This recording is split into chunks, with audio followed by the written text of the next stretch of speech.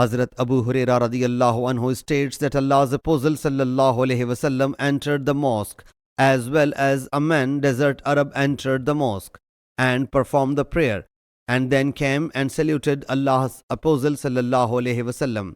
Allah's Apostle sallallahu alaihi wasallam said, "Wa alaikas salam," and salutation be upon you, and said, "Go and perform the prayer, as your prayer is invalid."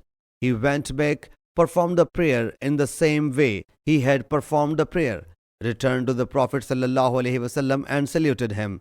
He sallallahu alaihi wasallam whereupon said, "Wa alaikas salam," go and perform the prayer, as you have not performed the prayer.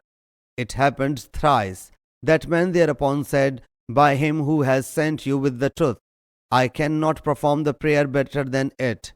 Teach me how to perform the prayer." He sallallahu alaihi wasallam whereupon said, "When you get up to perform the prayer, pronounce takbir, then recite that part of the Quran which is easy for you to recite.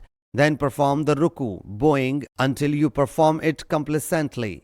Then raising your head from the bowing, stand erect. Thereafter prostrate yourself complacently.